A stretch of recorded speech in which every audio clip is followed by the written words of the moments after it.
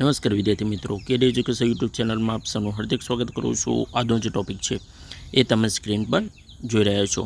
તો અમદાવાદ મ્યુનિસિપલ કોર્પોરેશનની જે સહાયક જુનિયર ક્લાર્કની ભરતી હતી 600+, તો એના સિલેબસ વિશે ચર્ચા કરીશું। તો વિડીયોમાં નવા હોય તો વિડીયોને લાઇક, શેર અને સબસ્ક્રાઈબ કરી દેજો અને જેટલા બને એટલા આપણા મિત્રોમાં પણ આ વિડીયો શેર કરતા રહેજો। તો આજે આપણે જોઈશું અમદાવાદ મ્યુનિસિપલ કોર્પોરેશનના સહાયક જુનિયર ક્લાર્કનો સિલેબસ।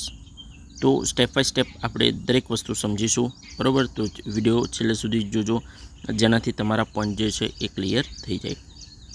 તો પહેલાં આપણે સિલેબસ એટલે કે સહાયક જુનિયર ક્લાર્ક MCQ ટેસ્ટ રહેશે, બરાબર। તો અહીંયા નંબર આપવામાં આવે છે, બરાબર। એના બાદ નેમ ઓફ સબ્જેક્ટ એટલે કે અહીંયા સબ્જેક્ટ આપવામાં આવે છે અને વેટેજ શું રહેશે તે આપવામાં આવ્યું છે, બરાબર।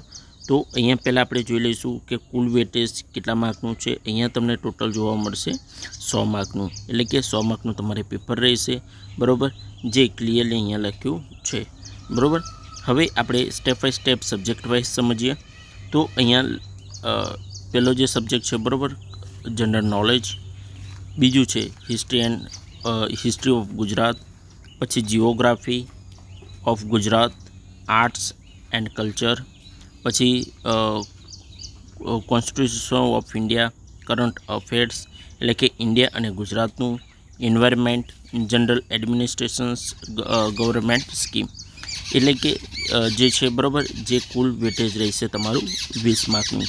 એટલે કે આટલા જે સબ્જેક્ટ છે એ તમારે 20 માર્કનું વેટેજ રહેશે, જેમાં જનરલ નોલેજ આવી જશે, બરાબર, પછી ગુજરાત અને ઇન્ડિયાની હિસ્ટ્રી આવી જશે, પછી જીઓગ્રાફી આવી જશે, કલ્ચર આવી જશે, બંધારણ આવી જશે, કરંટ અફેર્સ આવી જશે, બરાબર, એન્વાયરમેન્ટ એટલે કે પર્યાવરણ આવી જશે, જનરલ સ્કીમો જે ગવર્મેન્ટની છે, બરાબર, યોજનાઓ એ પણ આમાં એડ થઈ જશે। એટલે કુલ વેટેજ જે છે એ 20 માર્કમાં આમાં રહેશે। હવે નંબર 2 સમજીએ તો ગુજરાતી ગ્રામર। તો ગુજરાતી ગ્રામર છે એ તમારે 10 માર્કનું મિત્રો રહેશે, માત્ર તમારે ગુજરાતી ગ્રામર, બરાબર। હવે નંબર 3 જોઈએ ઇંગ્લિશ ગ્રામર, જે 10 માર્કનું તમારે અહીંયા રહેશે। આગળ આપણે સમજીએ તો લોજિકલ ટેસ્ટ એન્ડ રિઝનિંગ, એટલે કે લોજિકલી ટેસ્ટ અને રિઝનિંગ જે છે એ તમારું 10 માર્કનું રહેશે, એટલે કે તાર્કિક ગણિત છે, બરાબર, એ તમારું 10 માર્કનું રહેશે। હવે નંબર 5 બેઝિક ઓફ કોમ્પ્યુટર, એટલે કે કોમ્પ્યુટરના સામાન્ય પ્રશ્નો રહેશે, જે 15 માર્કના અહીંયા આપવામાં આવ્યા છે।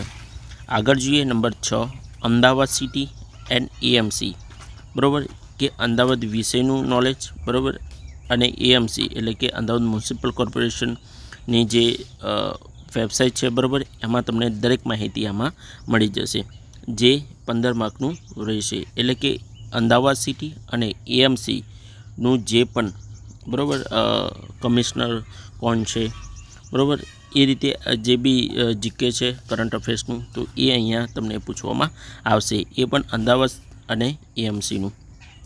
આટલા પોઈન્ટ ક્લિયર થઈ ગયા હશે, બરાબર, જે 15 માર્કના રહેશે।